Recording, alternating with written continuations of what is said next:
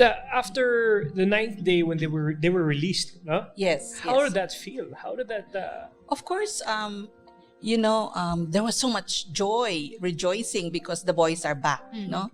And I can never forget that day because They were all unhurt. unhurt, Okay. unhurt, but inside the wounds were deep. That's the difficult thing. Yes. No, physically, of course, it hurt that their hands were tied, their feet were tied. But after a while, they took that off, no, and they took off the blindfolds. But it's really the wounds in the soul, in the heart that's terrible. Like the journey with John for healing after happened a long time. Kaya for the mothers, no, I really would like to share with you na you have to listen to what your children say. You have to find time to be with them. Listen to their stories. Kasi yun ang sabi ng doctor sa akin eh. Be with him as much as you can and listen, no?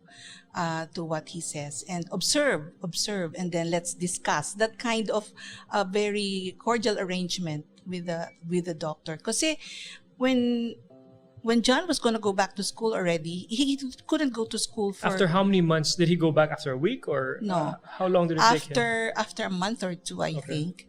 Because every time we would try to bring him to school, pag malapit na siya sa school, he starts vomiting. So we bring him back home. Okay? Just him? Just him. And then, we try again a week after. Aabot na siya sa school, pag nakita na niya yung principal, susukahan niya yung principal, uwi na naman siya. Yung ganon ba? Vomiting was his expression that I'm not okay. And then that got corrected after a while. Ang sinabi ko sa kanya is, John, Mommy cannot be with you all the time, but God is there all the time. Our Lady is with you all the time. You hold on to that thought. No. And then another thing that happened was in one of those nights that he couldn't sleep, iiyak siya, and then tinanong niya ako when will this fear ever go away? How does a parent answer that? How did you answer that? Sabi ko, Lord, paano ko ba ito sasagutin, no?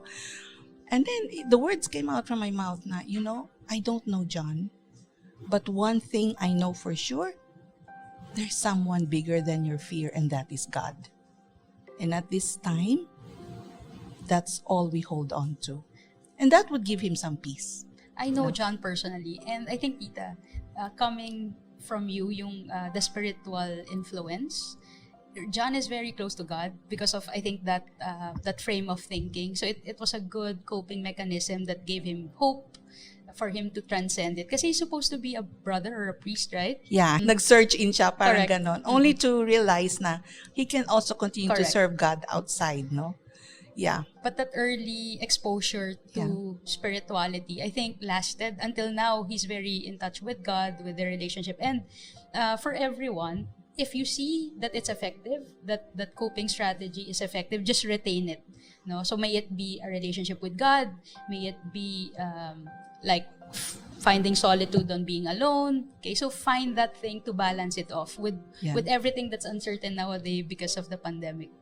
And then also, I encourage him to eat right. That's true. To eat right. To live healthy.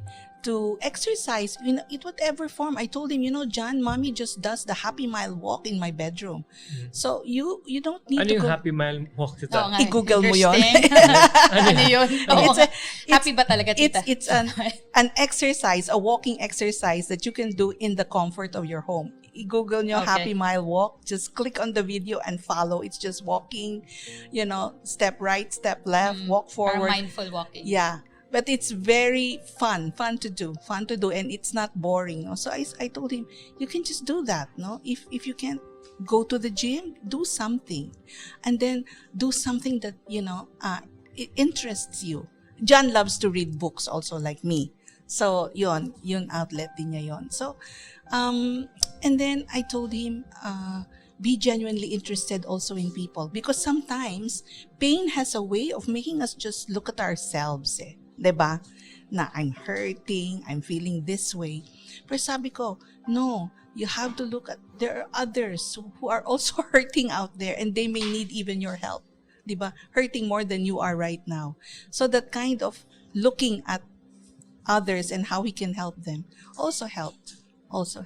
John's around what, 35, 36 now? I think, if I'm not mistaken, he's 35 or 36. Is he married? Yes, he just got married. So has this incident affected his marriage as a human, as a person, individual? Like, is he insecure, secure?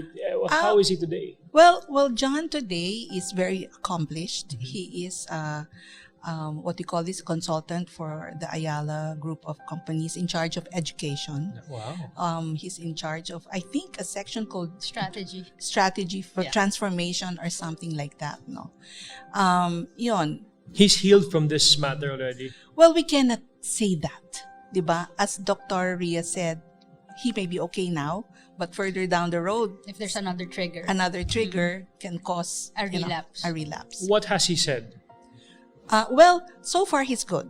So far he's okay. And he's happy. Because when he calls me, I'd always ask him, okay, on a scale of 1 to 10, with 10 being the highest, how happy are you today? So he'd say, I'm an 8, I'm a 9, you know. And then he'd tell me all these wonderful things happening to him.